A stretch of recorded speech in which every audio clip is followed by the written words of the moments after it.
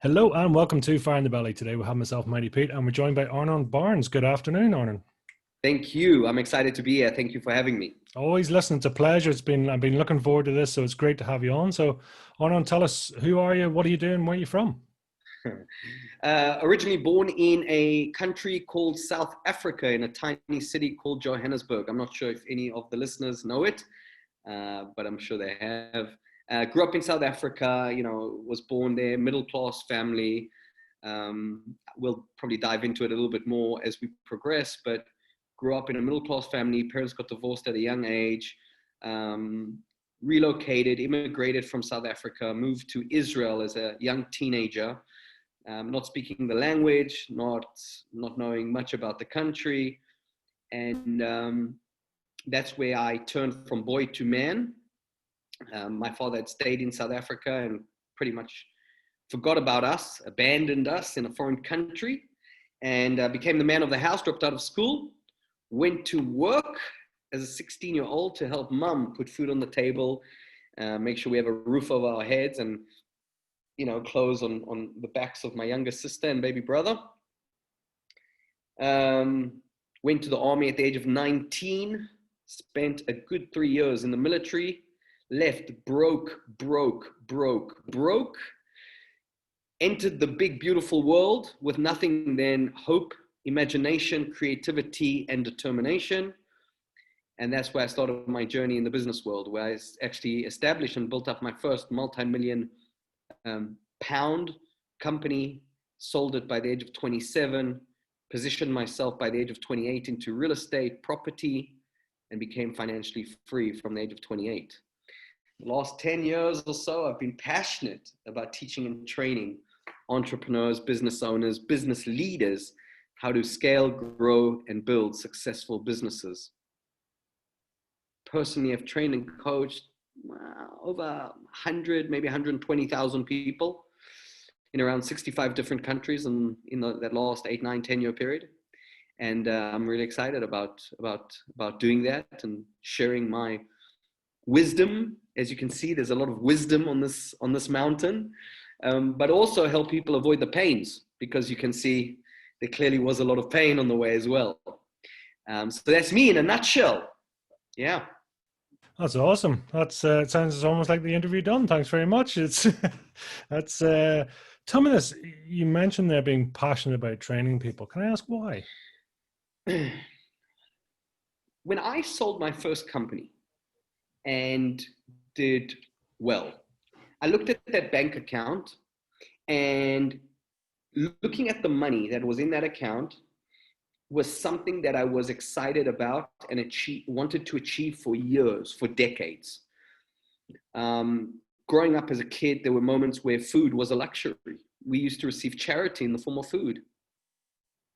And so subconsciously, I made a decision that living like this was not an option, was not a choice. And that drove me to achieve success. When I sold my first company and I had mentally and logically achieved that milestone of success, I looked at that bank account and I got excited about those figures for about 23 seconds.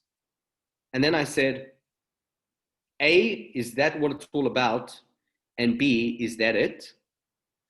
And so I started to seek and ask different questions once I had made some money. And I realized that there were so many people that were suffering and struggling, but we didn't really know about it.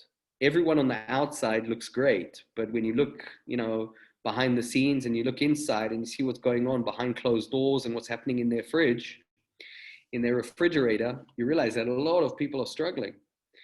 And having dropped out of school, having left school, I realized that was actually one of my biggest blessings, because the school system has created more broke people than any other system in the world. It's also created the most amount of debt than any other system in the world.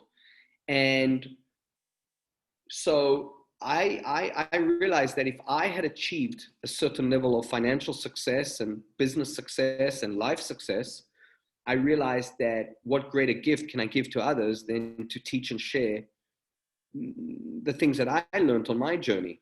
whether it was the books that I read, the trainings or seminars that I attended, you know, the programs that I invested in. And so it pushed me into a world of, if I can do it, anyone can do it. Let's help more people do it. And I fell in love with training and coaching and teaching. And I've been doing it for, you know, about a decade now. And it's definitely one of my finest and brightest things that I do. It lights me up like a Christmas tree. And so I love training. I love seeing people, you know, I always say when people come to an event with me, and my small events are 2 days long, my big events, you know, are from morning till night, more than 3 days.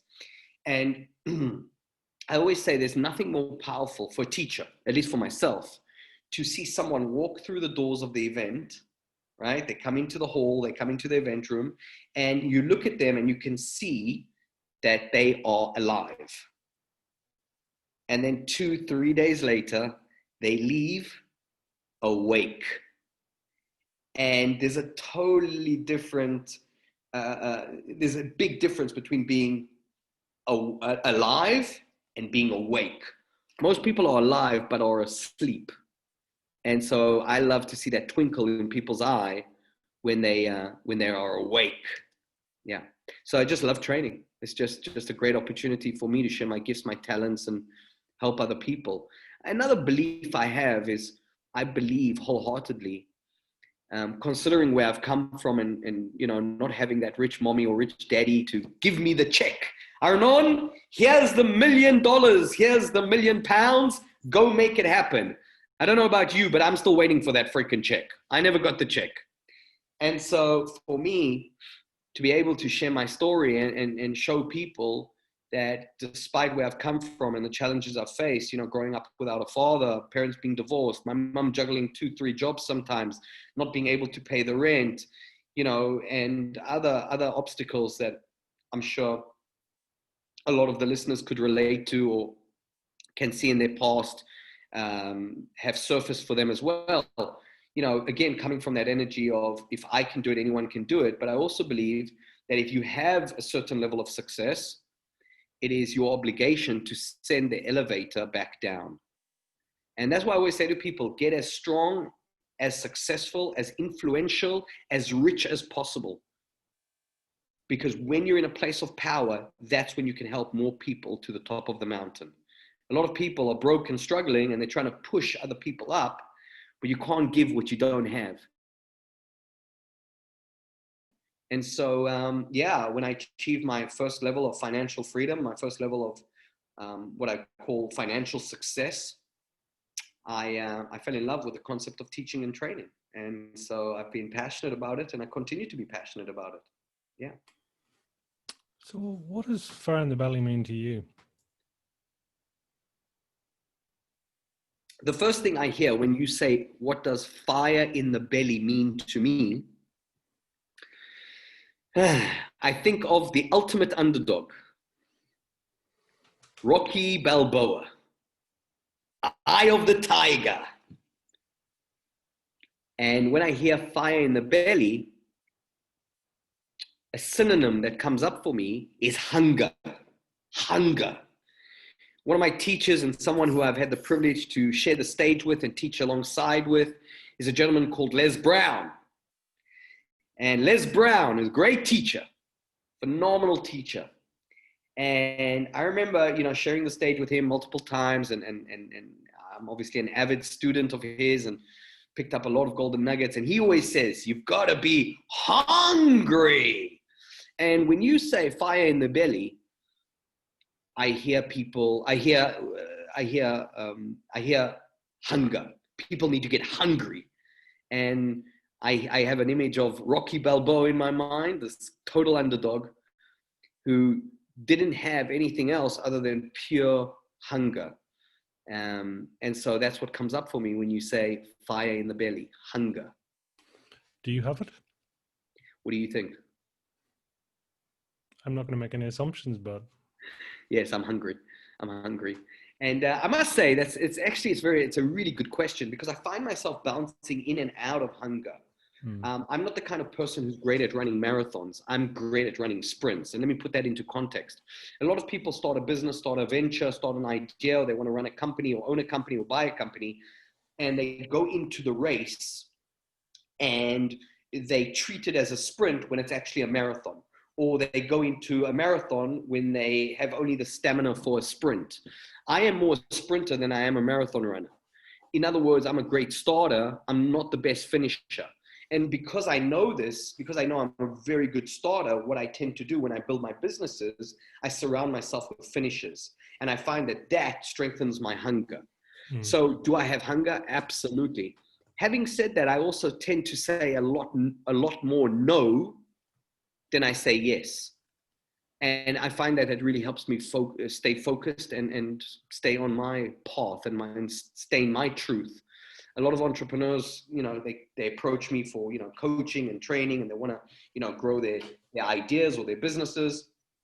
And you discover they've got 10 companies and each one is doing 100K each. And I'm like, if you were just to focus on one or two of them, we could drive it to 10 million. And so I find myself jumping in and out of being hungry. And sometimes I need to get hungry. I need to kickstart my engine as well. My engine needs fine tuning and it needs to get fuel and oil added to it. But yeah, I'm definitely hungry. And, I honestly believe with hand on my heart, for me personally, being at the age that I'm at and where I'm at in my life, the best is still in front of me, not behind me. Mm. Yeah. In general, are you fear-based then, or are you pleasure-based? Where do you lie? That's a really good question. I think it's a combination of both. One of the drivers that drove me to success, financial success at a relatively young age, I saw my first, like I said, multi-million pound company at the age of 27, repositioned myself, took those profits, invested into real estate by the age of 28, financially free. That was solely driven by fear. That was driven by fear and pain. Because if you think about it, it's not normal that a 27-year-old achieves financial freedom at that young age. It's not, I'm not saying it's unheard of, but it's not necessarily the norm. And the driver for that success, that level of success, was fear and pain.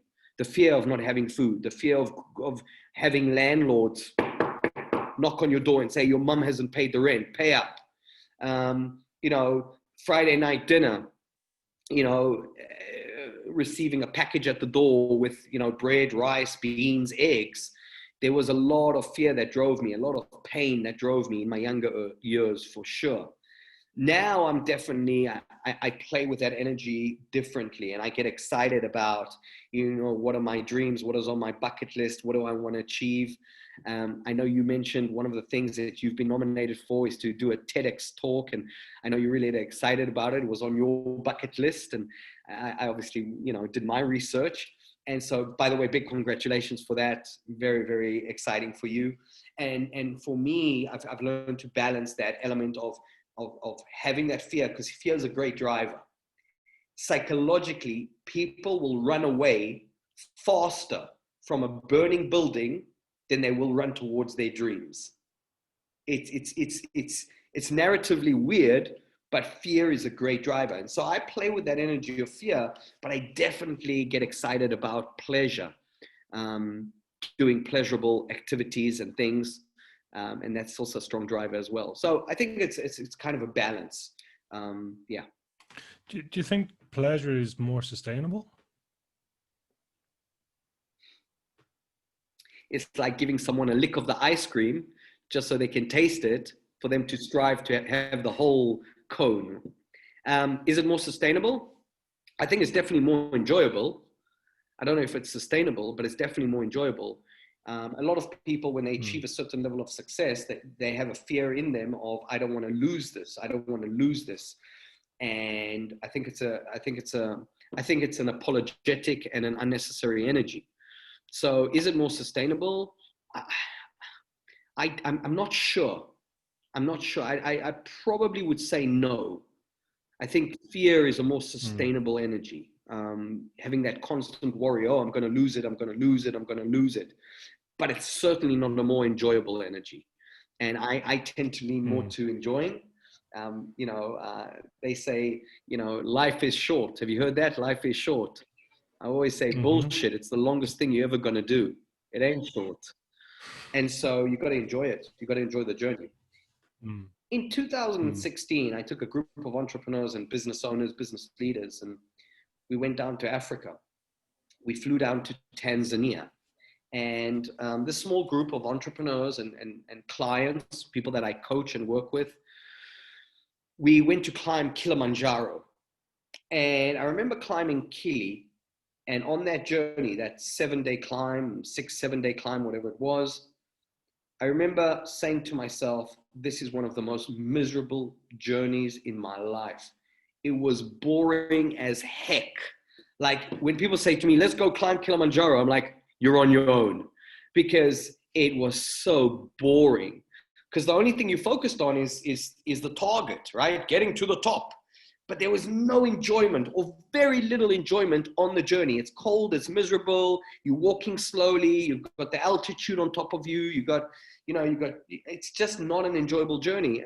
And from that experience, I actually developed something else called the Safari Leadership Experience, where I take every year a group of select entrepreneurs down to Africa, and we do for about 8, 9, 10 days, we do a safari. But these are not normal safaris, these are walking safaris. So whilst everybody's on jeeps looking for animals, we're doing it on foot. We stay in camps that are open camps, and the animals come into our camps. It's an amazing experience. But that was transformed, that experience was created by transforming the idea of let's climb Kilimanjaro and it's all about the goal. And it changed into let's enjoy the journey as well. And so for me, I just, when you talk about, is it sustainable? I think fear and pain is more sustainable, greater than pleasure. But I definitely am after the pleasure. I just want to enjoy this journey called life. And funnily enough, I always say to my students, when I die, when it's my time to go, this is how I want to go out. Woo-hoo! What a freaking ride. Most people don't die like that. Most people die with regret. Most people die with all the what could have been, what should have been, and what I could have done. And I don't want that to be me. Talk to me about mini Arnon. What sort of a young fellow were you? Talk about money? Mini, small, yeah, junior. Myself as a kid? No. Okay. Yeah, good question. What do you want to know? What were we looking at? What sort of a fellow would we have met? Well, if I go back to my younger age, my younger years, definitely a rebel. Okay. Didn't like sitting still. Didn't like being submissive to teachers, which is ironic because today I have a son. I'm blessed with a beautiful boy. And I noticed that teachers could be either the greatest blessing to a child in their life, or they can be the biggest bullies. So it's either one or the other, in my opinion. But yeah, just curious, I guess. Curious kid. Were you running into school or running out of school? What was your? Definitely running onto the sports field. So I didn't ever see myself as an academic, but I did consider myself as an athlete. So I was, I played cricket, I played badminton, I played tennis, I played football, I swam, played chess. So I saw myself more as more of outside of the school classroom, but within the school area, sports. I love sports. Yeah. I'm very curious by your language. There's a lot of visual talk there. You're seeing, you're looking, you're all that, and then your original talk. You talked about imagination and creativity. So it suggests that, you are very creative by nature. Does that make sense? Yeah, 100%. Yeah, definitely. Yeah. And do you tend to, I'm curious the way you learn then and how you've learned through school. I mean, do you learn now the way you used to, or has it Yeah, changed? so growing up as a kid, I mean, what was the old age school system, right? Sit in class, be quiet, look at the blackboard, listen to your teacher, don't speak to your neighbor, which I always got in trouble with. I was always the kids, speaking. I remember I had a teacher growing up at school, I'll never forget, Mr. McCormick, and he was a great teacher, and he loved me. I know he loved me, he cared for me, but he also didn't take my shit. And if he was in the back room and he would hear a loud in class, if he would hear a loud noise, he would just shout Bonds, and all of a sudden everyone would be quiet because he knew that I would be the center of making trouble. But no, I think I mean, you also really good question there about the mini me. I haven't visited that idea for a long time, so it's a very interesting question. Um, yeah, I was always on the sport field. Yeah. What were the school reports saying? School reports, I probably need to get off the sports field a little bit more and pay more attention in class. I think the only class that I actually excelled in or did relatively well in was mathematics. Hmm. I actually was pretty strong student in maths. Everything else was boring, and it makes sense. I mean, I look at it today, the way I learned back then. You asked a great question. I would learn from, you know, watching the teacher explain stuff. Today, I'm a visual person. I'm a visual person. And also the way I teach in a way called accelerated learning, which basically is engaging the nervous system, the left hemisphere, right hemisphere brain, but also with our nervous system, by teaching through an experience, by engaging the nervous system, the body. And back then it was just so flat and so vanilla. And, the crazy thing is, if you look at the schooling system today, a 12-year-old kid today with access to one of these, a smartphone, can pretty much answer any question that school has to ask. Hmm. And so I believe it's a dying animal. It's an old age system that is not designed to support our kids in the new age and the new world that we're moving into and living in. So I'm definitely a visual learner. But yeah. Mm-hmm. Is that, have you any indication in terms of your son, whether he's following similar path or? My son lives in his own fantasy world. He's 7 years old. He's only now starting to learn how to read and write, and it's a very exciting period for him. So it's a little bit early to identify and to understand. Just because there was these are memories for myself or over 30 years ago. But he's not going to be an academic, in my opinion. He's going to be a creator and a creative leader, definitely a leader. Sounds familiar. Actually, it does, and it's actually scary because when I watch him, how he plays and how he orchestrates things when he's with his group of friends and his little camaraderie, it's really nice to see. And his mother did something really smart. She bought him a dog, and the dog provokes leadership. Because if you don't lead the dog will lead you. And I can see how intelligent she has been in introducing a dog into his life and how he's taken ownership of that and actually stands in his power to lead this dog. And it's not a small dog, I'll tell you that. But yeah, definitely got leadership skills.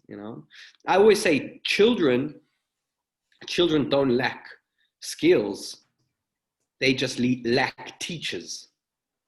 And so if you bring enough teachers into their world, they're like sponges. They just want to soak everything up. They're open to receive. And parents tend to hold back and my son is going on to learn 3 languages. He's 7 years old. That's pretty cool. So they're like sponges. So you just got to guide them a little bit. So I can definitely see a little bit of myself in him. But then again, we as parents, our job is to just create a platform for him to do the best he can do and share his gifts and his talents with the world. That's what we want, whatever they are. Yeah. I was going to say, how does that compare then to your own childhood? For me, looking back and looking at my experiences, not only as a child, but with my position as a trainer, as a speaker, as a thought leader, I realized that, first of all, my parents, our parents, everyone's parents, surprisingly, they're all trying to do the best they can with their upbringing, with their pains, with their conditioning, with their hurts, with their abandonment issues, with their sufferings, with their, everyone's coming with their baggage. And so what's happening, we see this again and again, is that parents are just replicating and passing down from one generation to another generation their hurts, their pains that they've picked up from their parents. And so it's so important to be able to break that cycle and say it ends here. And like I said, I grew up at a relatively young age without my father. My father, my parents got divorced when I was about 11, 12 years old. And pretty much from the age of 14, my father was non-existent. And so looking at those experiences from the past, I'm living in a space where I'll never let that happen to my son. And so that ends here. My father's legacy ends here. And I will rewrite. I will start a new chain. And I think it's really important as well. So parents are doing the best they can. But and one of the interesting things in psychology, we see that you're either going to be one of two things. Either you're going to be exactly the same, or you're going to be exactly the opposite. And the determining factor is actually how pissed off you were. So there's a moment when kids go through, subconsciously, they don't even realize this, where something happens at home, right? Daddy or mommy does something, and we get so hurt, so sad, and we go into our bedroom and we start yelling in the pillow and start screaming, I hate you. I will never be like that. And boom, the programming starts. And then again, depending how pissed off we are, we either are exactly the same or completely the opposite, depending on those experiences that we had. So for me, just those experiences that I had with my father and growing up as a kid, I will not allow my son to experience the same. I mean, I always say we'll fuck him up in our own special way, right? Because we all have our own, there is no playbook to getting it right, but hopefully we can do it a little bit differently. And love. The secret is love and confidence. If we can give them love and build their confidence, that's already winning. Yeah. Oh, perfect. Thank you for sharing that. It's it's a lot. What were you going to be when you grew up? Did you know? It's funny you asked that question. I grew up like any other kid. My superheroes were He-Man, Spider-Man, Superman. And growing up as a kid, I looked up to my father, especially until I was about 10, maybe 11 years old. And my father was an entrepreneur. He was an investor. He used to invest in property and in real estate. And I remember stories of, and I have some visuals as a young kid of my mom taking us to see one of daddy's new houses that he just bought. And I remember being a kid, 8, 9, 10 years old, whatever it was, and driving with my mom to this property. Like I said, I grew up in Johannesburg in South Africa, and we would drive up to these houses and we'd go in, and there would be a group of builders there, building, and my mom would walk in and she would literally yell at my father, "You bought another dump? Look what you bought, this piece of shit. What are we going to do with this house?" And my father would always say, wait, give me 2, 3, 4 months, wait. And I remember I'm a kid, I'm witnessing this interaction between my mom and dad. And 2, 3 months later, I remember going back to the same house with my mom, and my mom would be blown away. I would be blown away because my father had created something out of nothing. And so for many years at a young age, my father was kind of my superhero. He was also my best friend. And I think that's why when he left, it was really difficult for me to swallow. And it changed my path dramatically. But I definitely looked up to my father. You know, I remember wanting to be like him, to build houses, to create, to be an entrepreneur. And so that kind of was set in my DNA. And then after dropping out of school at the age of 16, I started to work, you know, just these random jobs, delivering sandwiches, you know, cleaning floors. I was, you know, I remember growing up, and this was already when I moved to Israel. I remember going into restaurants at, you know, 11, 12 o'clock at night, and there was nobody there. It was just pitch dark. And I would have a mop and, you know, a bucket of water, and my role was to wipe the entire floor. And I was remember like doing janitor work at a very young age. But inside of me, because of what I'd witnessed as a child, watching my father and not having diplomas and degrees and finished, you know, university and school, etc., the only answer was entrepreneurship. The only answer was to start a business, build a business. Today I buy businesses, but that was the only option, because I always knew that I was destined for greatness. I don't believe, and I've never believed, and you and an army of people cannot convince me that we been blessed with 60, 70, 80, 90, maybe 100 years on this beautiful planet, and that we're destined to do the 9 to 5, 9 to 5, 9 to 5 until we're 65. I just can't swallow that pill. It's just too much. Now, do we need to work? Do we need to be smart? Do we need to put in time, energy, resources, hard labor? Absolutely. But there's one thing I'm just so grateful for, and that's being an entrepreneur. But growing up as a kid, it was watching my father who started to shape my world. That was definitely one of my heroes. Funnily enough, there is another one, which which I don't really talk too much about. Did you ever see the movie Pretty Woman? Yeah. Right. So in that movie, Edward, who was played by Richard Gere, I saw that movie as a young kid, and I was like, I want to be doing that. Here's this powerful businessman, you know, everyone's giving him respect, and, you know, he's a good guy, which unfolds as the movie moves on. And I think that was a moment where I started to get programmed. That was a programming moment. Every single one of us, every person listening to this podcast, every single person in the world has a moment or a few moments where something happens and it is ingrained into our memory and it's driven into our nervous system, and we start to get excited about whatever that idea was that that got imprinted. It's an imprinting moment. And watching Pretty Woman, watching that businessman, was an imprinting moment for me. So, you know, my father was a role model, but also watching Richard Gere in the role of Edward, there was a moment that shaped my life as well, which is ironic because today I buy companies, I am into acquisitions, and that's pretty much what he was doing. So yeah, it's funny how life catches up with you. Yeah. You mentioned respect there. I'm kind of thinking, you know, is there an element of control there? Is it both?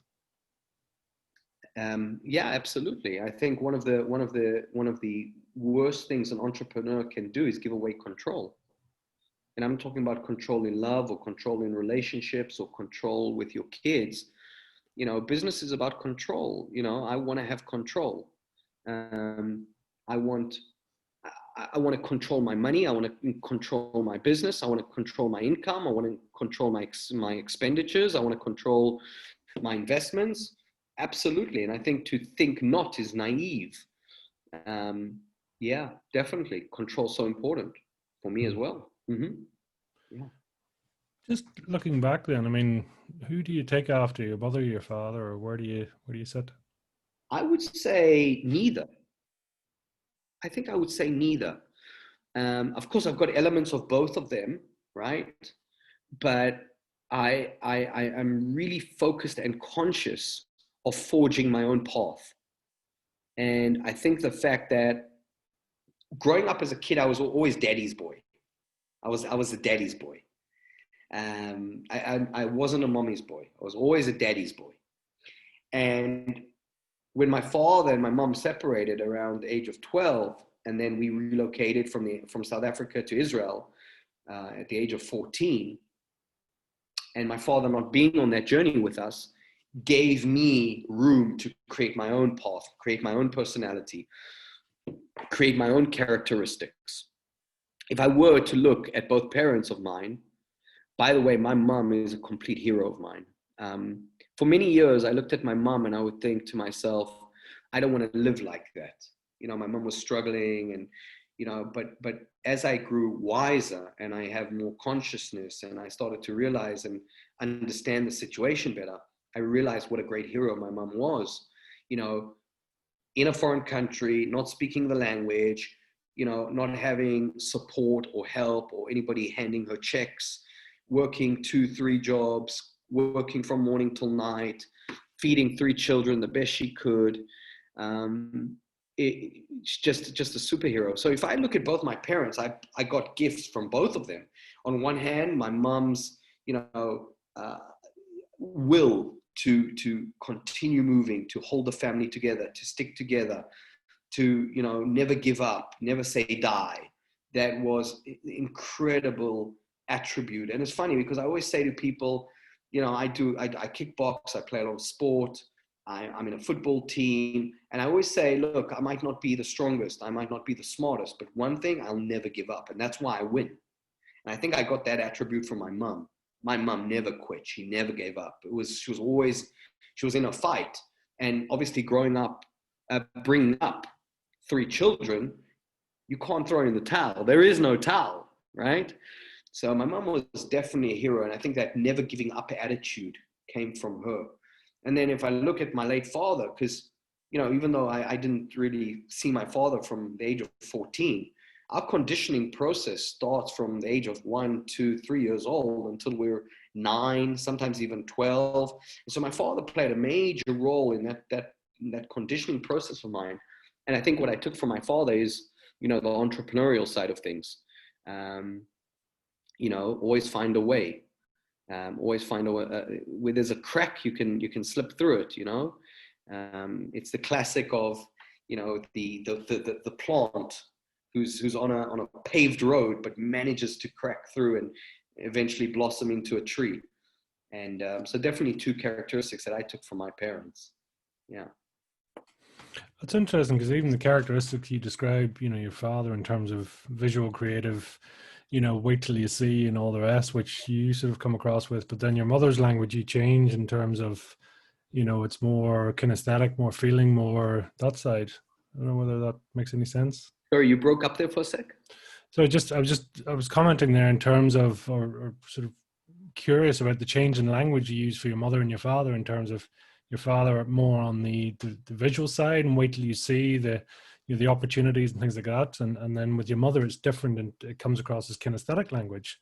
I was just curious about that sort of mix up. Yeah. Is there a question? I was just curious to know whether that made any sense, whether that's Yeah, of course. I mean, the reality is, I mean, obviously I have a great relationship with my mum today, and you know, we speak frequently and we share and we talk, and I'm very blessed to have a beautiful woman in my life, and you know, she's very special to me and obviously played a major role in shaping and molding me who I am today. But she was definitely different from my father, I'll tell you that. Chalk and cheese, salt and pepper, day and night. And I guess in some ways that's why they, you know, they were together for a period of time. But looking back, I can also see why it didn't work over the long period. sure. Yeah. What's your earliest memory then? What's mine? Earliest memory.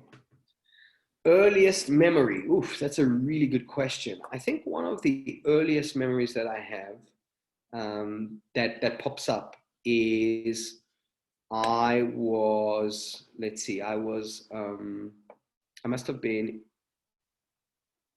6, 7 years old. And I remember this was an emotional experience. It was an emotional experience. So I'm sure I could find other things, but my great grandmother passing away.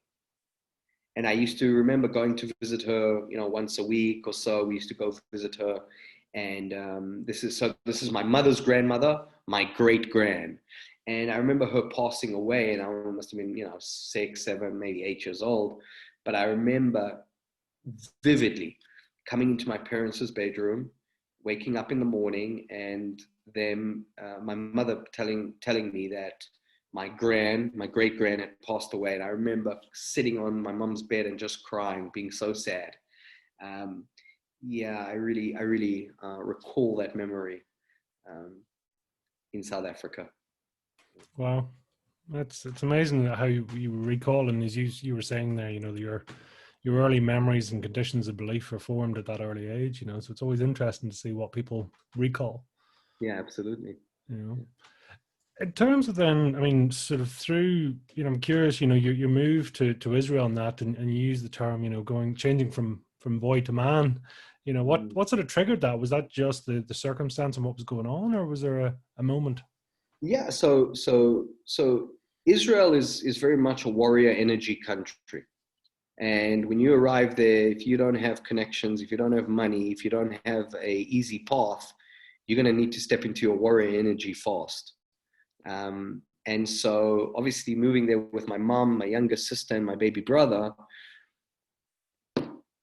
without a father, it was kind of obvious, being 14 years old, which is not a boy but not quite a man yet, that I had to step into that role to support mom and to support my siblings. So I can tell you it definitely wasn't a conscious choice. Looking back, it's definitely not one that I wanted, but it just kind of unfolded like that, being the eldest. And it definitely shaped me and molded me into who I am today, naturally, of course. But very, very different energy coming from South Africa, very, passive, peaceful. You've got your nanny and you've got everyone supporting you. And when you get to Israel, it's like you're on your own, big boy. You want to make shit happen, you got to step up to the plate. And that's what happened. And so I landed there, and I landed on my face, and it took me a while until I got on my feet. But very quickly I realized the energy. And that's what I always say, one of my greatest blessings, having grown up in South Africa until the age of 14 and then living in Israel until about the age of 23, is that I got the best of both worlds. On the one hand, in South Africa, this polite gentleman, this learning language, dress well, put on a tie, you go to school in a tie, you dress proper, you speak proper, yes sir, 3 bags full sir. And then you go to Israel and it's a rough country. It's like, you better step up, otherwise you're going to be run over. And so I learned to play with both those energies. And I think that that's something that really formulates me well today in the business world, where I know how to put different hats on at different particular moments. I can put on the polite, well-spoken, well-presented gentleman, but I can also put on the aggressive and offensive hat, which sometimes needed, and, being direct and just saying it as it is to get the message across. So yeah, it was just, stepping into the man's shoes of the house was kind of the obvious thing. So you moved forward then, you were into the military then at 19, I think you were saying? Yeah, I went into the army in August 99. Spent 3 years in the IDF, the Israeli Defense Force, and quite an experience. 3 years that shaped my life, I can tell you that.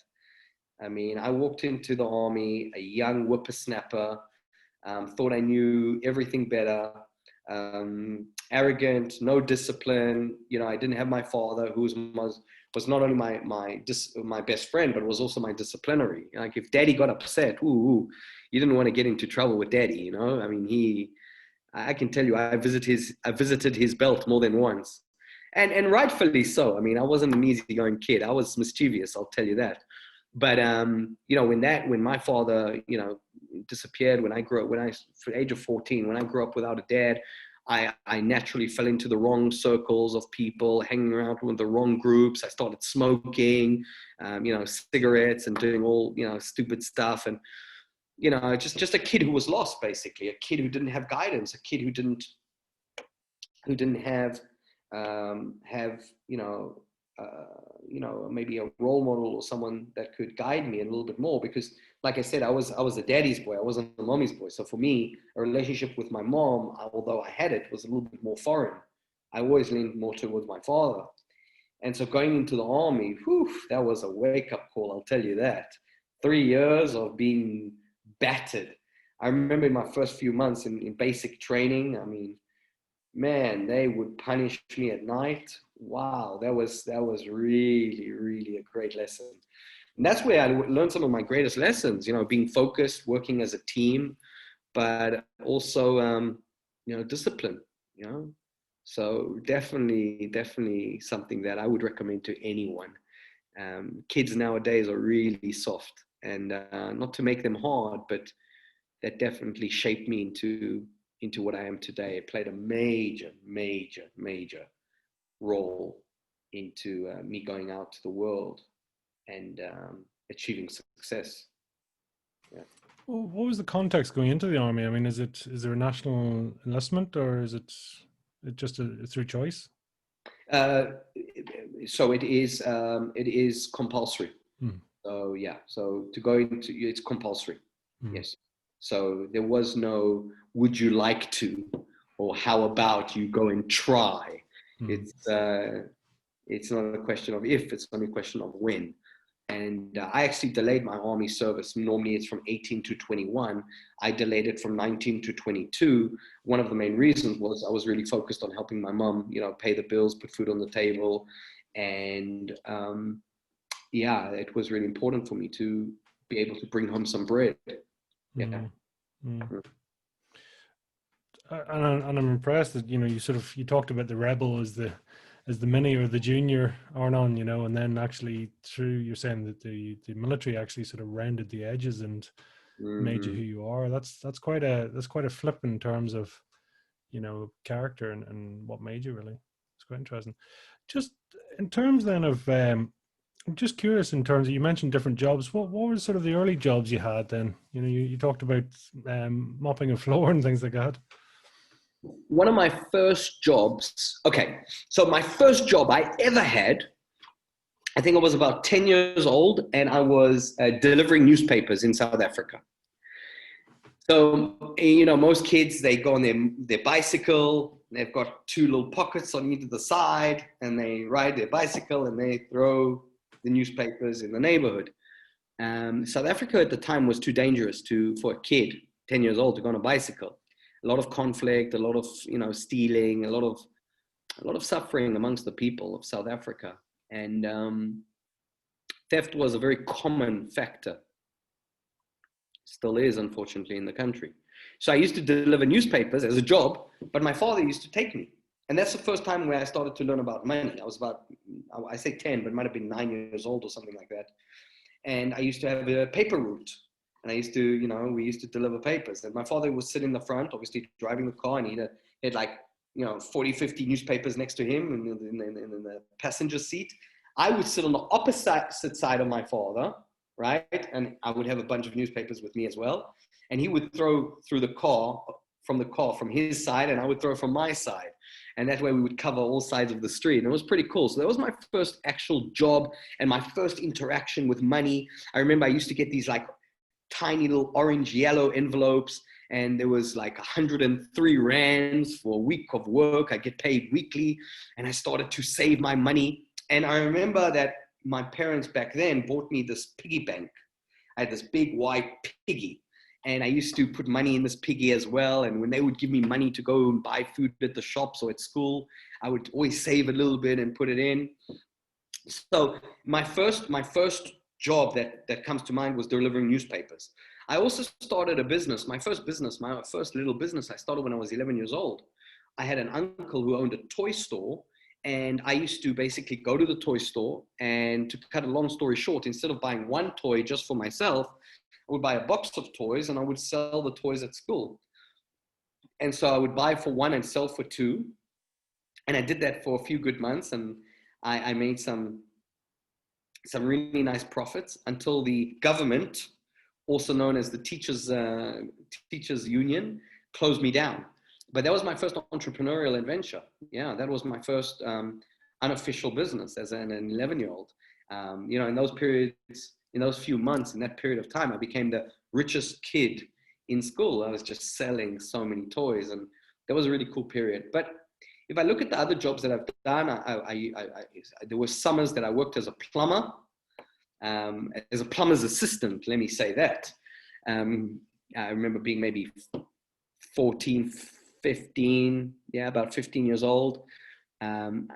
Summer break was 3 months, and I went and I assisted a plumber, and I would get up every freaking morning at like 4 a.m. He'd pick me up at 5, and we'd be gone working till 3 p.m. in the afternoon, and just doing all kinds of jobs. And that was another job that I did. And you know, I mentioned, you know, cleaning floors and you know, restaurant floors and stuff like that. I used to be a delivery boy, yeah, delivering sandwiches, delivering food to offices.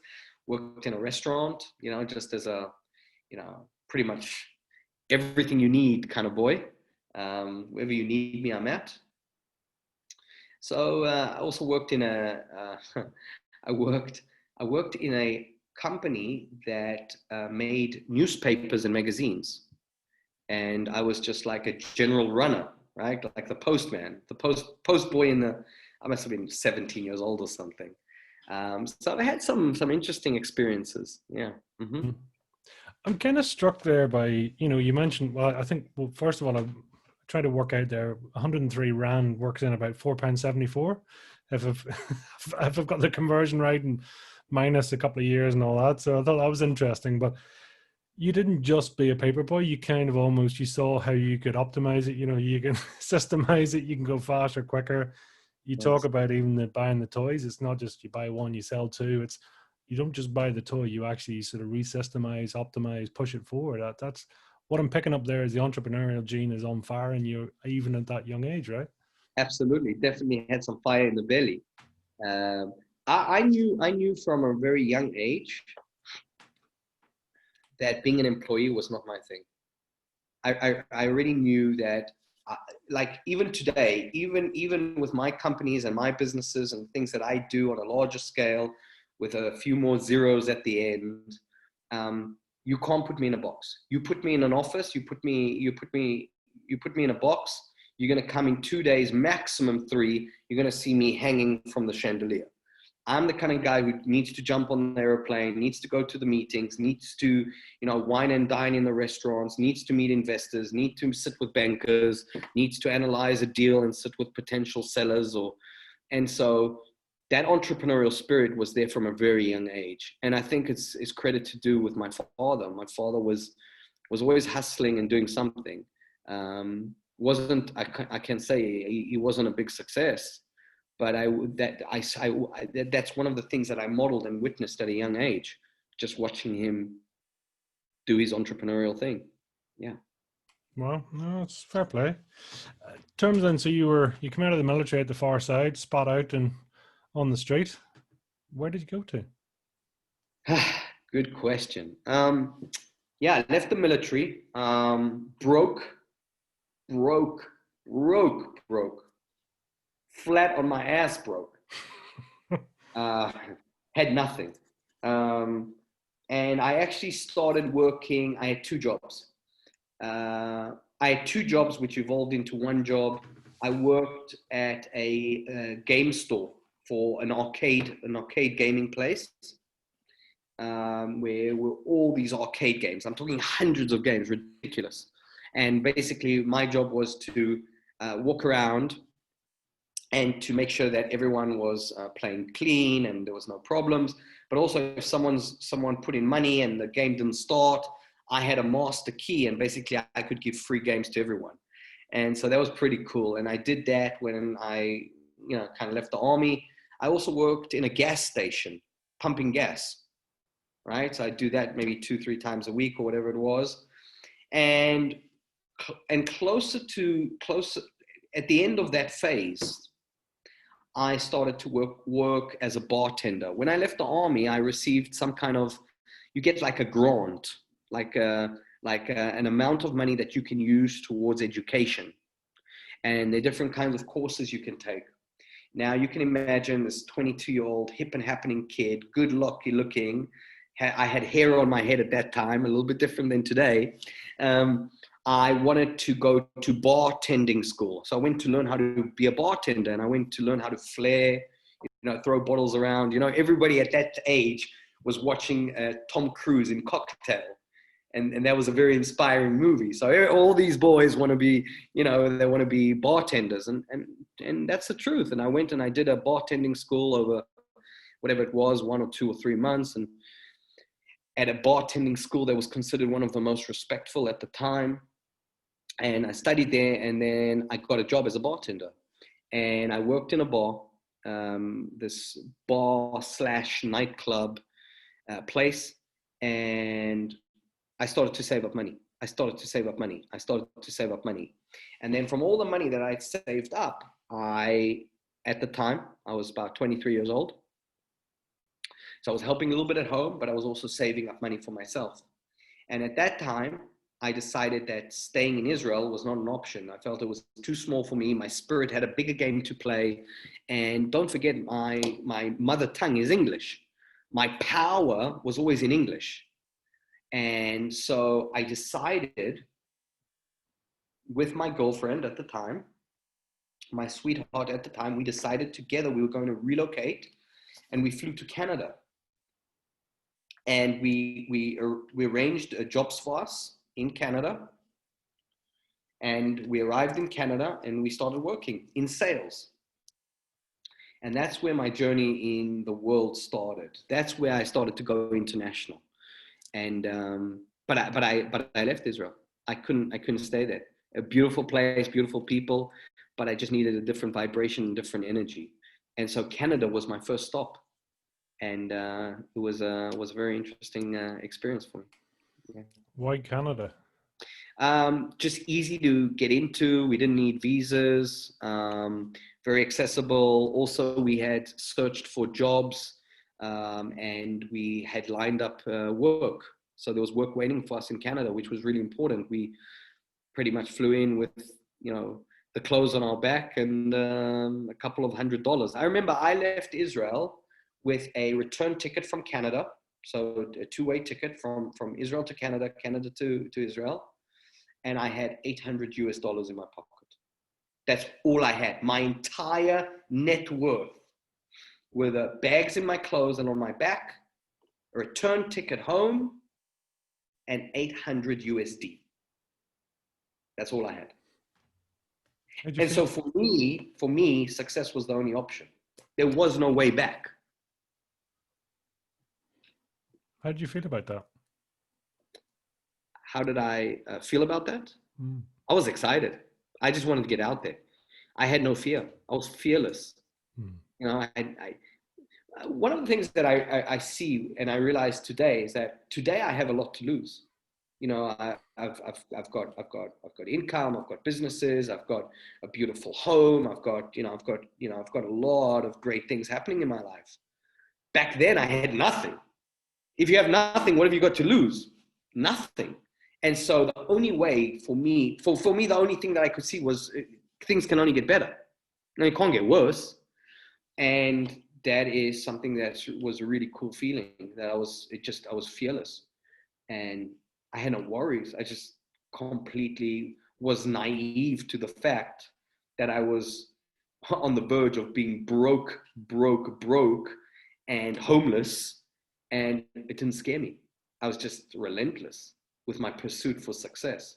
And I think that's one of the things that really helped me achieve, my financial freedom by the age of 28. So I didn't care. I didn't have time to care. I didn't have time to think. Everybody's concerned, oh, what will they say or what will they think? I didn't have that time. I was working 8 days a week, 25 hours a day. You don't have time. You have to make an appointment to go to the toilet, right? To have a shower. And so that was definitely an exciting period in my life. And a lot of great experiences from that. Yeah. So into sales, what were you selling at the time, or was it? Yeah, so different things. One of the things that we were selling at that period of time was like herbal pillows. So heating pillows for muscle aches, injury aches. We were selling different kinds of cosmetics. We were also selling remote control toys. Yeah. So those were the main things. Probably my speciality and where I was doing the best of my work were on these heating pads. You know, these heating pads you put in the microwave, you heat them up for 3-4 minutes. And there's also it's like herbal therapy, right? And it smells so good, and you know, you put it on yourself, and you know, it just heats up the area, and there's good scents in the air. Yeah, aromatherapy. So yeah, so that's what I was selling. Mm-hmm. So you took to sales like a duck to water per se. Can you repeat that? So you took to sales Oh, okay then. absolutely, absolutely. Listen, I'd be selling my whole life. You know, I remember there were moments where, you know, people would knock on the door and say to me, "Where's your mum? She owes us rent." And I had to sell them a story why they would get their money in 72 hours. And damn, I had to be convincing because sometimes they didn't come alone. And so I always figured that I had, my friends today say that I have the gift of the gab. Some of them say I'm even a wordsmith.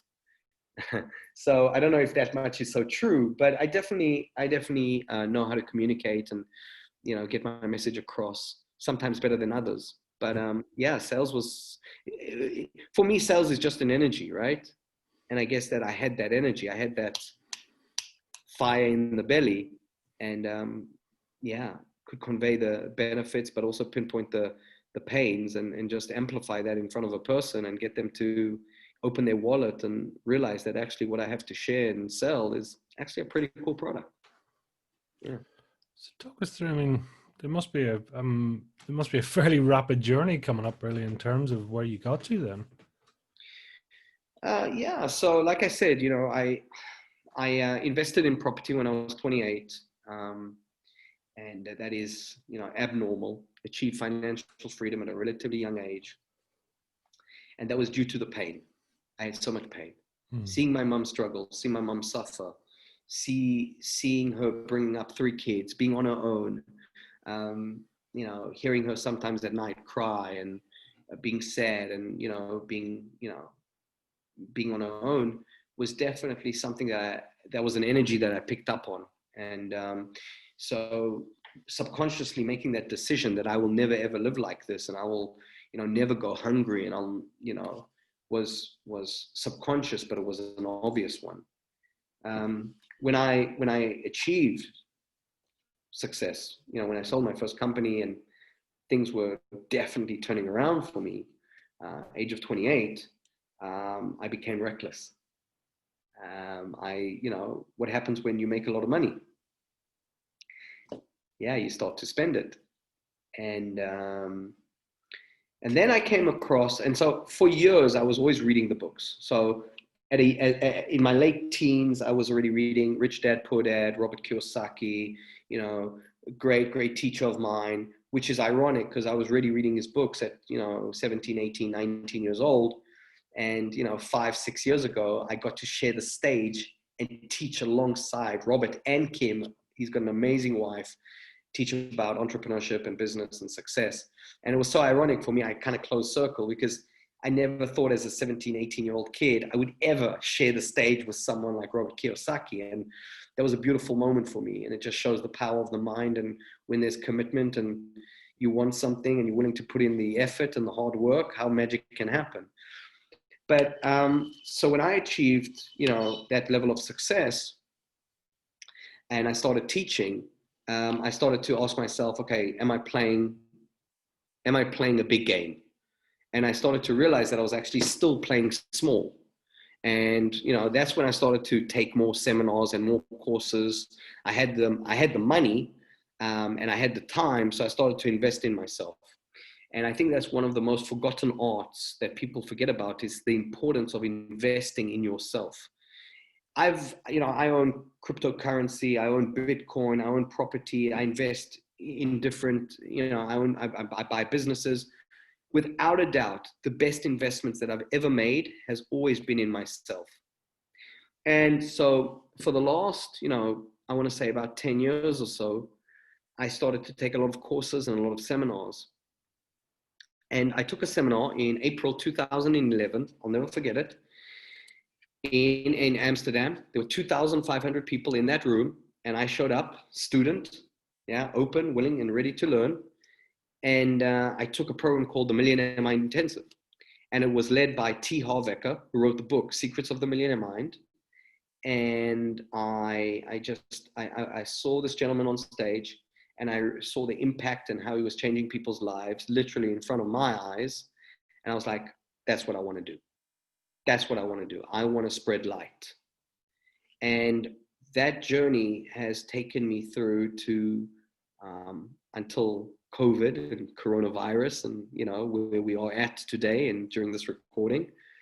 It took me to a path where I eventually became one of 6 lead trainers for the Millionaire Mind Intensive in the world, which I'm very honored, humbled, and blessed to have the challenge, but also the gift to be able to spread the message around the world. And, through studying and teaching, that's brought me to meet some incredible people, and that's brought me to meet my business partners of today.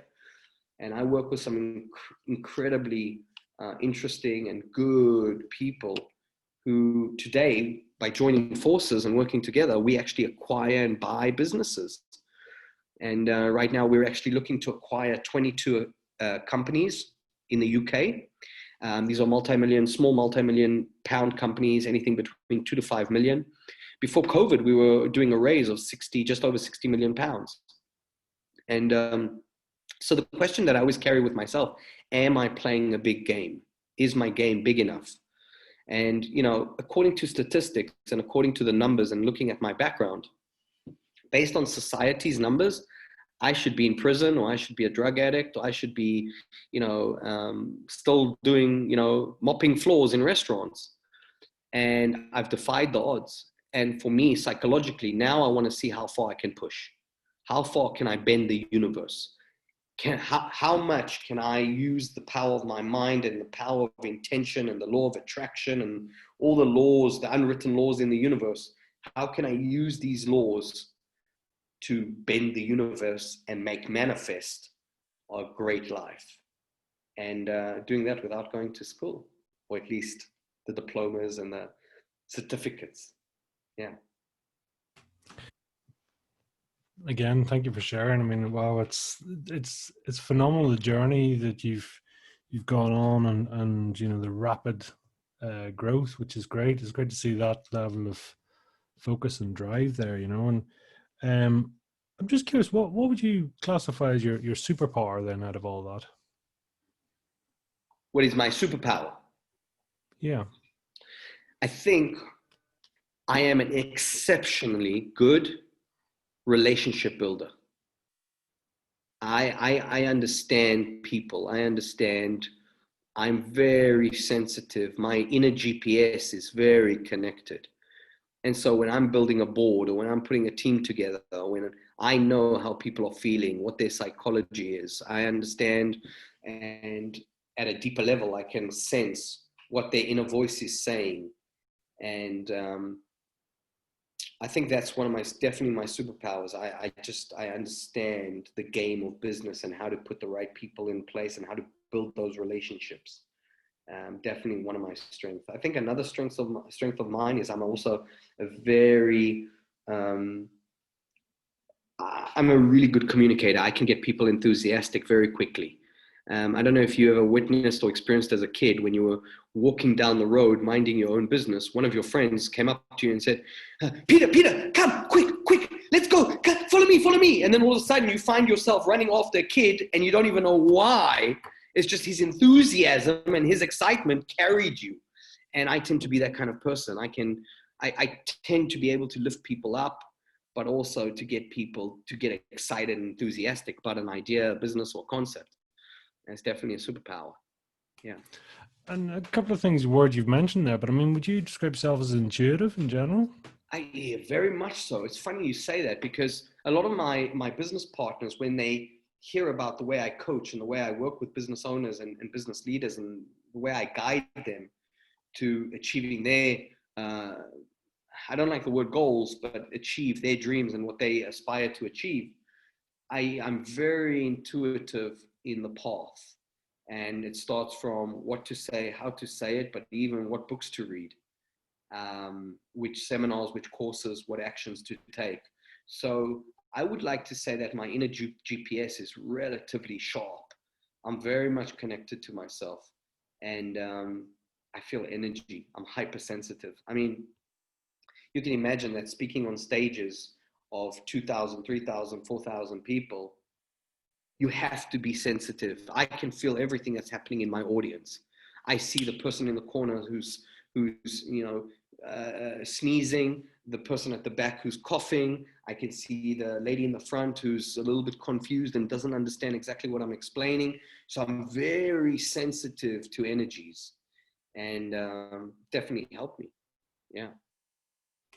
Is that your, I mean, you mentioned stage and even your facial expressions, your energy level pops up. I mean, is that your flow place? Is that your place of power? Absolutely. I'll tell you what, I feel so alive on stage. Um, just to being blessed and being given the opportunity to spread light and share some tools, strategies, tips, shortcuts with people so that they can go out and live a bigger, better, bolder life is very pleasurable. When I teach a 3-day event, people always say to me, Arnon, you teach Friday, Saturday, Sunday. Which day is your favorite day to teach? I always say Monday. They're what? Monday? It's a 3-day event. Friday, Saturday, Sunday. What are you talking about? I say to them, listen, Monday is the day that all the messages come in. Monday is the day when everybody is sending me a message on social and saying, thank you so much. You changed my life. Thank you for, teaching me X, Y, or Z, or helping me with A, B, or C. I get the messages on Monday where people say, Arnon, before the event, I was going to commit suicide. And I said to myself, this is the last chance I'm giving myself. Thank you. I am going to go out there and I'm going to make shit happen. For me, there's no message in the world. There's no form of fulfillment greater than receiving those messages. So I shine on stage knowing that I can, like, I receive books from people that have sent me books that they've written, and I open the book and I open it up and there's a little message to me, and they say, I wrote this book because you said something on stage that triggered me, and I was like, I've got to do this. And so never underestimate what you have to say. Never underplay what you have to share with the world, because you never know what you say, how you say it, or when it's delivered. Someone will pick it up, and if you're spreading light, it can change someone's universe. And so for me, that just lights me up. I know for a fact when I'm teaching on stage, and let's just say there's 1,000 people in the room, I know 20, 30, 40, 50, 60, 70, maybe even 80% will do nothing with what I teach. But it's the 10, 20, 30% of people that actually latch onto an idea and they go and make it happen, and it completely turns their life around 180 degrees. For me, that's where my fulfillment lives. That's where my mission is met. And I'll continue doing it as soon as we get out of this whole COVID experience. I shine on stage. I just love the stage.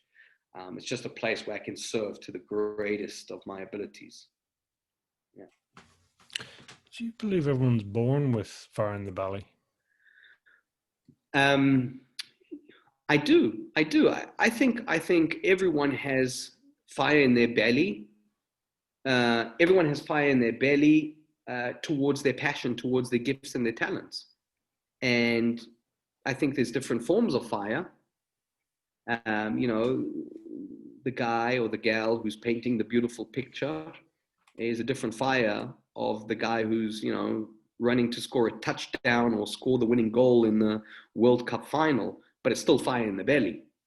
And so I believe that every person has is born with fire in their belly. Yeah. It's always interesting, and you touched on it briefly earlier, is, why, given all the same circumstances and conditions, why some people would get up and basically do what you've done in terms of excel and really sort of take off, whereas other people might just see those same set of circumstance and God knows where they would end up, and I'm always curious, is there a fork in the road? What happens? It's a really interesting question or idea you share. I believe that at any given time, we're living in two energies, only one of two energies. And the first energy, we're either living in an energy of creation, where we are creating, we are manifesting, we're using our brilliance to plant, nurture, feed, grow, and ultimately sow, right? To harvest, if you will, from our creation. And so we're either living in a creation energy or we're in a destructive energy. And it's one or the other. And so a lot of people that get stuck in a destructive energy, a lot of them sometimes are, in a downward energy, in the sense of maybe they're feeling depressed, maybe they're sad, maybe they're alone, all these weak energies, these low energetic vibrations.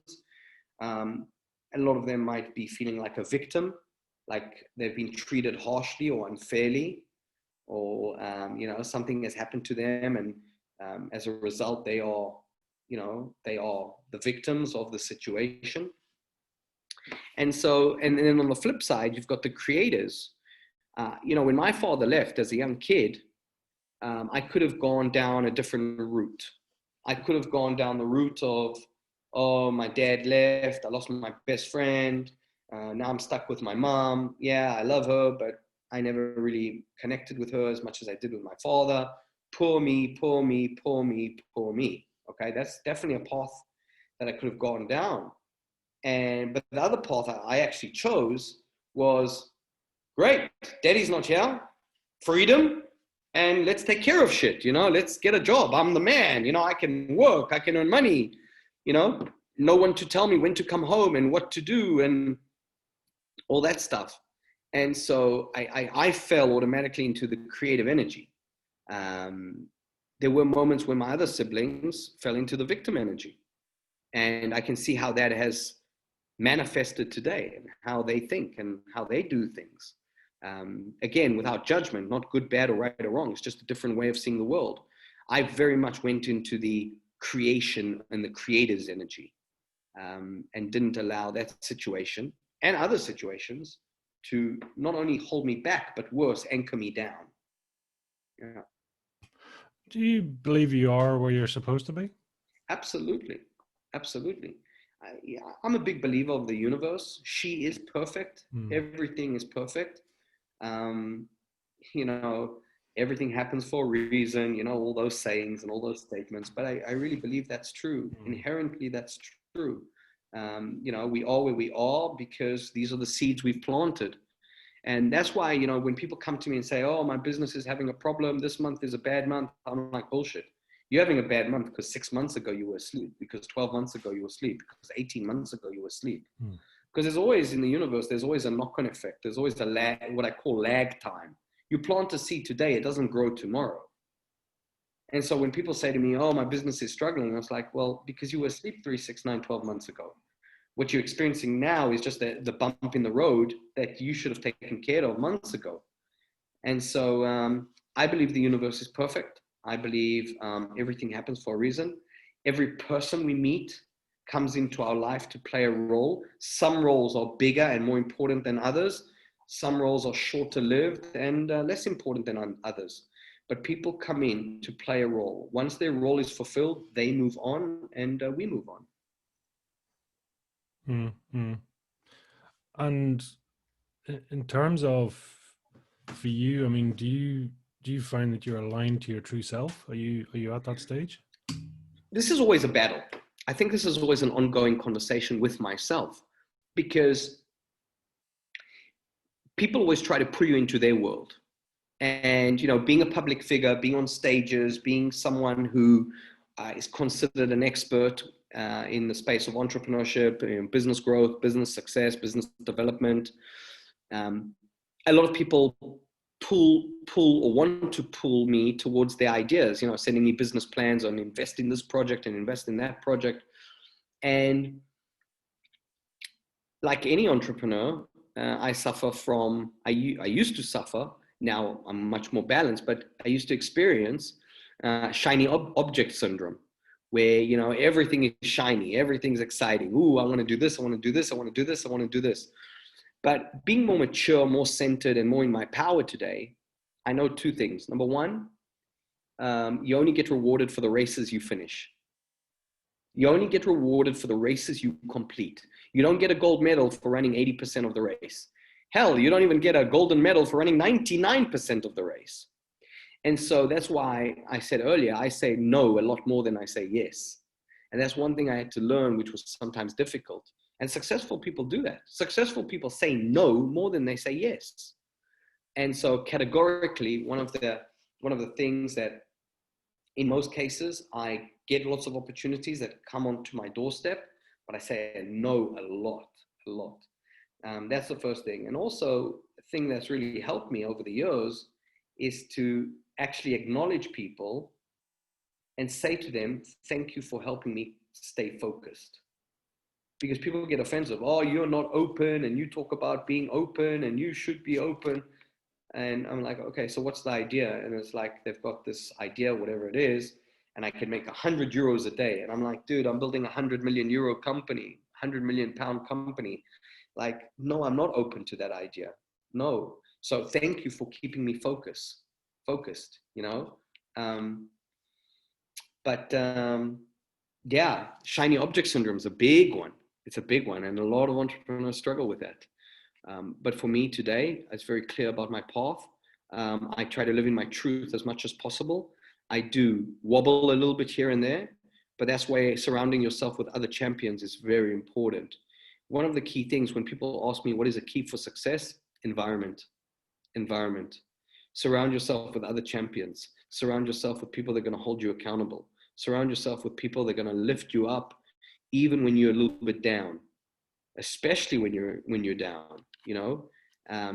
So yeah, I work every day to stay in my power, because the reality is every morning there's a guy who wakes up every morning and tries to take me out of the game.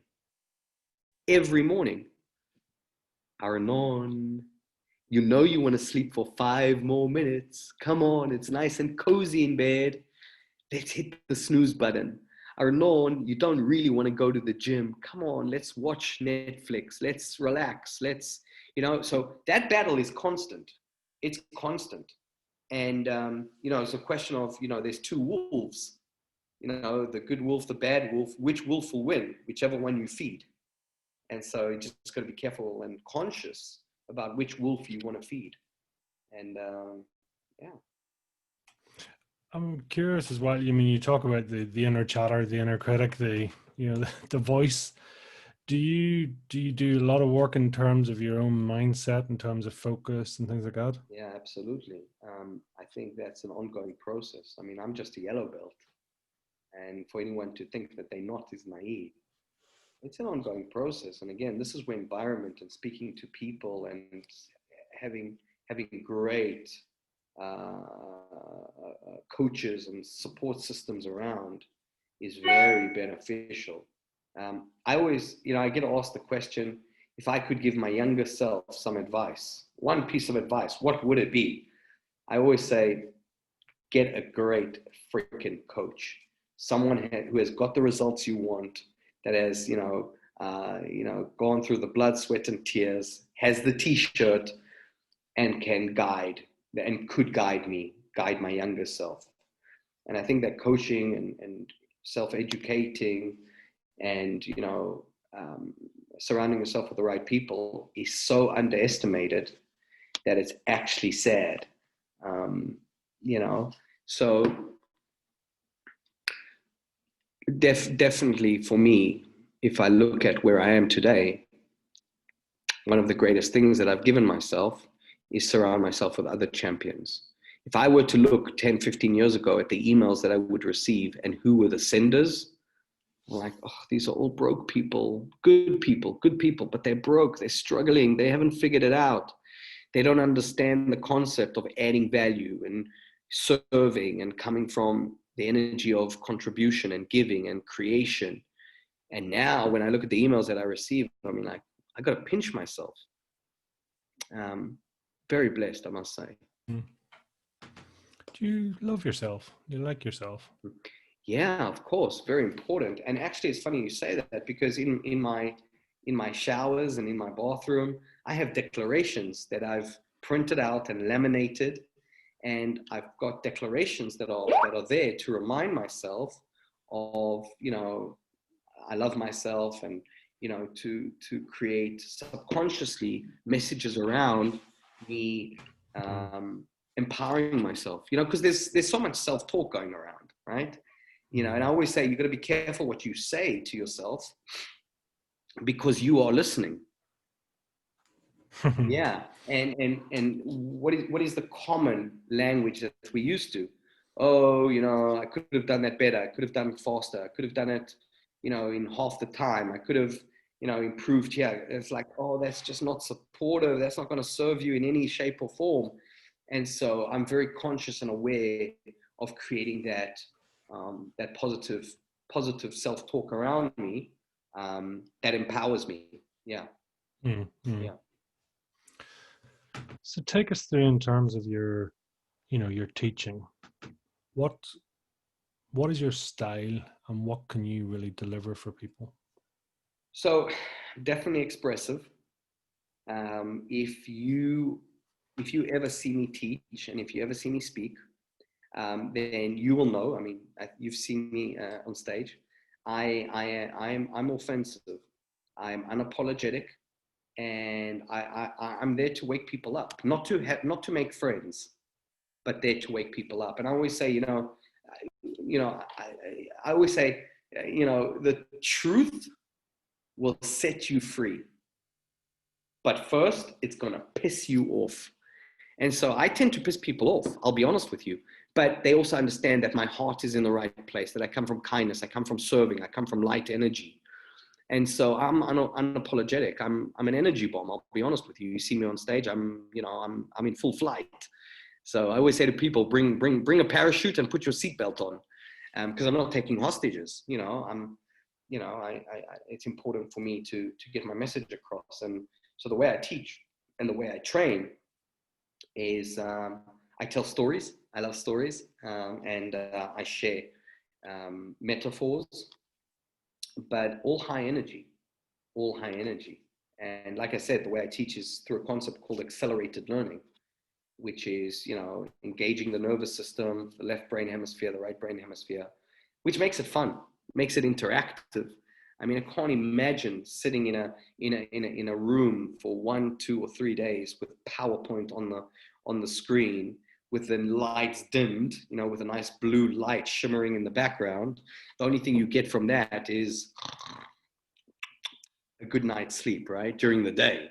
So yeah, no, very interactive. And my trainings and my events, I play lots of games, because what we see from a psychological standpoint, people learn more through games than they learn from writing in a book. So I've got some really powerful games that I've developed over the years that are just so eye-opening, life-changing, actually. And even until today, sometimes I get messages from students from years ago who played my negotiation game, or played my money game, or played certain games, my sales game. And they're like, oh my God, I just was in a situation, and I remember doing the training with you 4 or 5 years ago, and it triggered me, and I used this skill, and I used this that you taught me, and oh my God, it was amazing. So I like to have fun. I'm a very fun energy. Yes, I'm a businessman. I'm a serious businessman, but I'm also a fun businessman. And I think that's where people get it mixed up. People think that business needs to be tough and hard and bullshit. Business is fun and simple. Not easy, but fun and simple. And that's my philosophy that I take with the way I do business, but also the way I train. I want training and teaching to be fun. Yeah. That's, I mean, I love that in terms of the energy and the energy bomb. And you talked at the start in terms of arrive alive and leave away cuts. You know, you can really feel that energy coming off you, which again appeals back to your imagination, your creativity, etc. You know, and who who can you help the most? Who, I mean, what do you see, and how can you make it happen for people? So up until COVID, I was very much focused on putting all my energy behind helping entrepreneurs, business owners, business leaders. If you have a business and you have a small team or medium-sized team or a big team, you need to come speak to me because I'm the man. I've taken companies from 2 million to 12 million. My biggest clients are doing up to 400 million, but I've also got small businesses that are doing, from a few £100,000, a few €100,000, and now they're pushing through to the millions. So it was always the focus was entrepreneurship, business people, business leaders. One of the things that I have been doing over the years, but not putting a big enough emphasis and energy behind it, I had been helping trainers, speakers, and coaches, consultants to get their message out to the world and build a successful business. So a lot of coaches, they've got a great gift and they've got a great talent, but they know nothing about business. For me, it was the other way around. I was a great businessman before I became a trainer and a coach and a speaker. And so for me, the reason why I'm incredibly successful in training, coaching, and speaking is because I was first a businessman before I was a trainer, speaker, coach. And so one of the things that I'm passionate about doing, and I'm doing this right now, is I've built a program. It's called Coach and Get Wealthy. It's a webinar. And basically, I invite people that are coaches, that are speakers, that are trainers, that are consultants, that are people that have a gift and a talent, but they want to build a business around it. In a format of being a coach or teacher or an inspirator, to show them how I went from someone who's didn't finish school, didn't go to university, and training and coaching people from all over the world, spreading my light, spreading my gifts, spreading my talents, having a lot of fun, adding tremendous value and getting paid tremendously well. I came across the last, 6, 7, 8 months, people putting ads on Facebook and saying, if you're a coach, I'll show you how to do 6 figures in a month. I'm like, 6 figures in a year. I'll show you how to build a coaching business and make 6 figures in a year. I'm like, dude, I do 6 figures a month. And so I felt like an obligation to help people that are coaches and trainers and healers to get their message out. Because one of the things that pains me, and this happens all the time, I see it endlessly and it drives me bonkers, is you've got this person that's got a gift and a talent. They're a coach or a healer and they have a message or a mission to share with the world. And people should be, engaging with this person because this person can help them in a certain way, in a certain shape, in a certain form. But because this person doesn't know anything about business, now what do? They try to set up a coaching practice or healing practice, but because they have to pay the bills, they've got to put food on the table, they have to work a side job that they hate, but they have to pay the bills because they don't know how to build their coaching business. And eventually what happens is the real gift and the real talent disappears because they've got to pay their mortgage, they've got to put their kids through school and everything.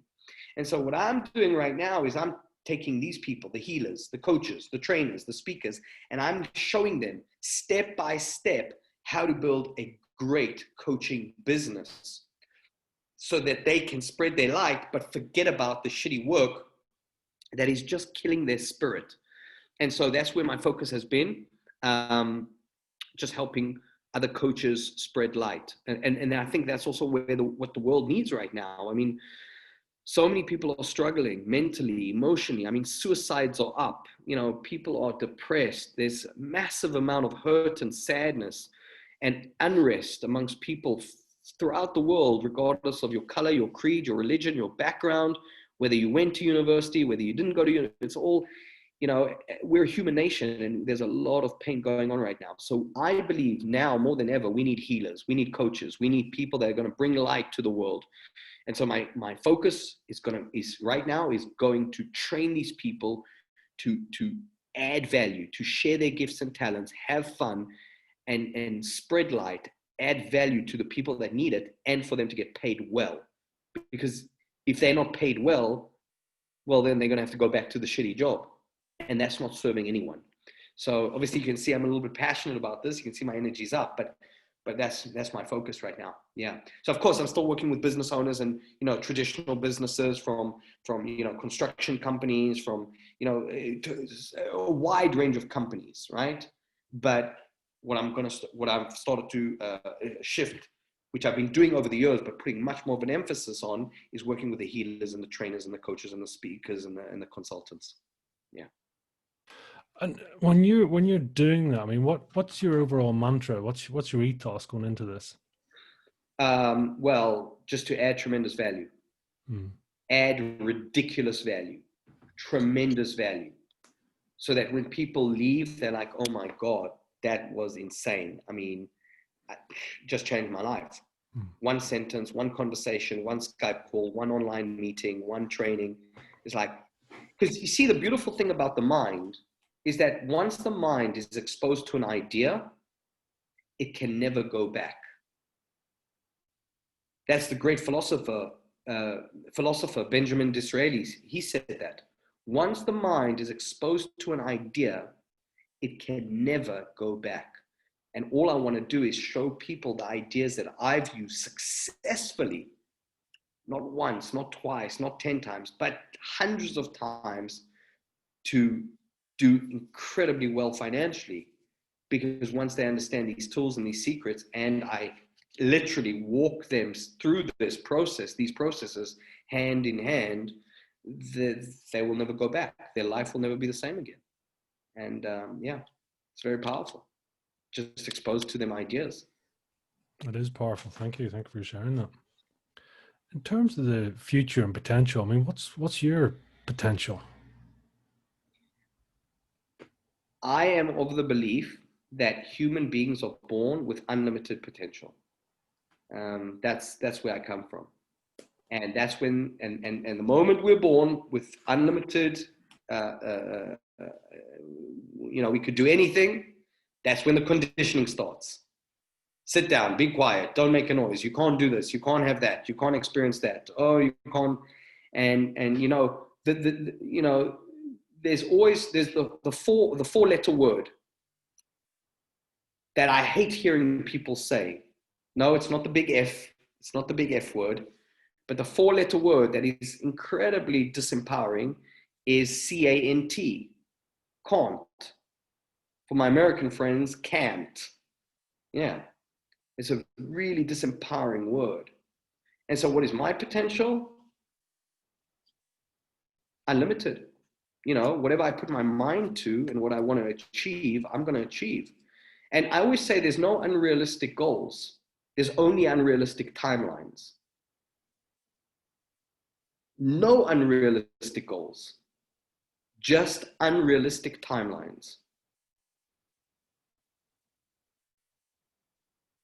I love that.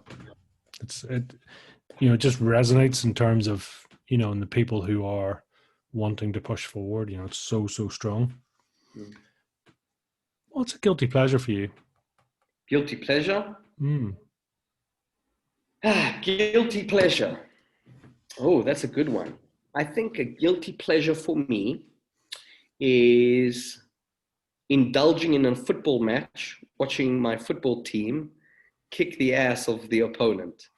I'm a massive Liverpool supporter.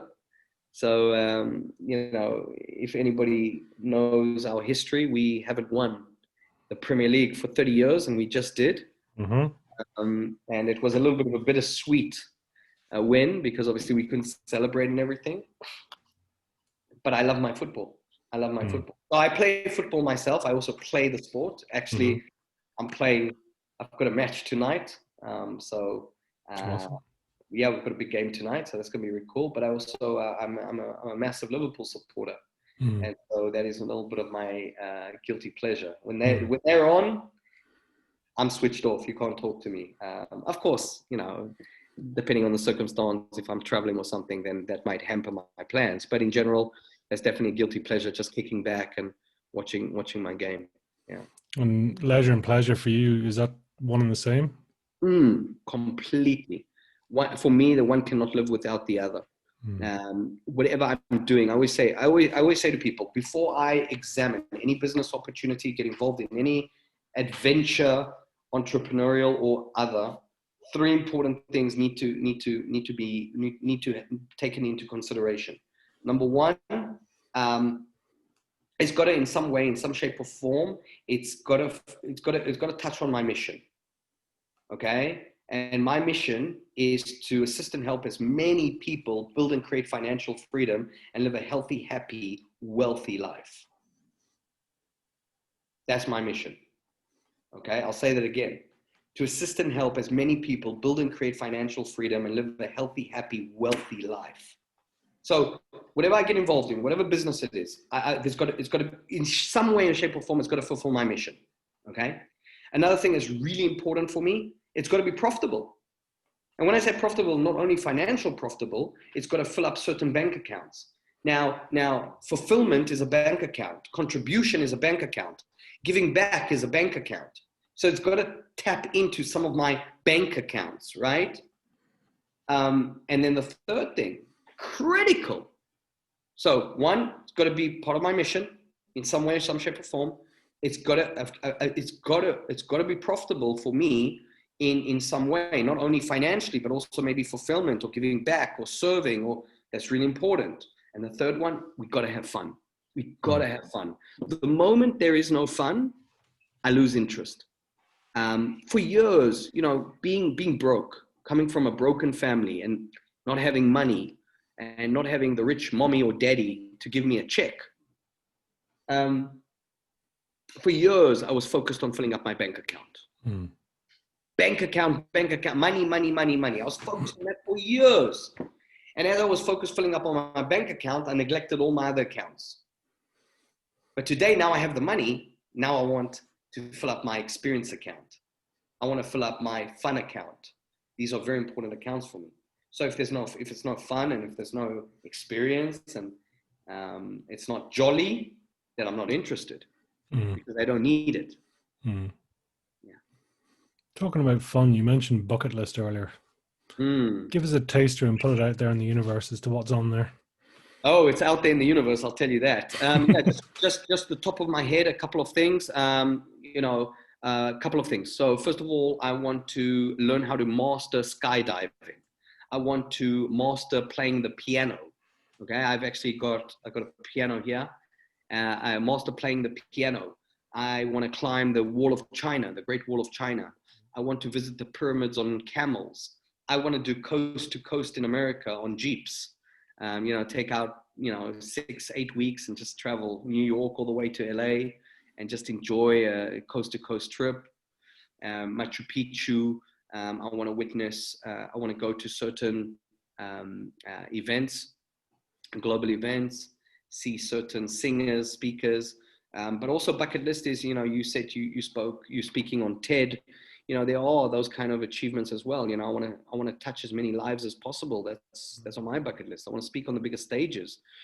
I want to be able to give back tremendously. I would love for a street to be named after my name, and that's only going to come by bringing more value to the marketplace, by changing people's lives, by contributing and giving back. So there's a lot of good that I want to do. And the good news is that based on how I feel and my age, I think I've got a few good years ahead of me to achieve that. And so for me, it's just the beginning. It's just the beginning. It's just, I'm at the starting line. I'm not even close to the finish line. I'm at the starting line. Yeah. So in many, many, many, many years' time, when you're given that warrior cry and you drop dead, what are we putting on your gravestone? Lived fully. Nice. Yeah. Nice. Lived fully. In terms then of your fire in the belly in one or two words, how would you describe that? If I were to describe fire in the belly in one or two words. Your fire in the belly. My fire in the belly. Okay. I would say well, two things that come up. One is one word, which is hunger, and never giving up. Never giving up. Never saying die. Never throwing in the towel. Nice. Yeah. So tell us, where can people find you, hunt you down, track you down, follow you, stalk you, get more of you, basically? I'm very easy to find. I'm all over the place, right? I'm, Facebook, LinkedIn, Instagram. My handles are all the same, Arnon Barnes. So I'm, LinkedIn's a great place, Facebook, obviously, Instagram, but Arnon Barnes. And you can visit my website as well, which is arnonbarnes.com. And, they can see which events are up and coming and what online programs. I've put some really great and crazy online programs together just to serve and help more people. But yeah, Arnon Barnes, that's just the handle, and the website, arnonbarnes.com. Yeah. Awesome. It's great having a slightly unique name, so it makes life a lot easier. Any final message you'd like to leave us with? Yeah, I would like to leave a message to all the listeners, to everyone who's tuned in and had patience and taken their time to listen to my story, and hopefully they've picked up at least one or two golden nuggets or pearls of wisdom on the way. But one of the things that I picked up many years ago that changed my life was I got asked a question. And the question was, what's the best way to help the poor? What is the best way to help the poor? And I remember contemplating the answer, and one of my teachers, without hesitating, I looked at him and he looked at me and he said, the best way to help the poor is not to become one of them.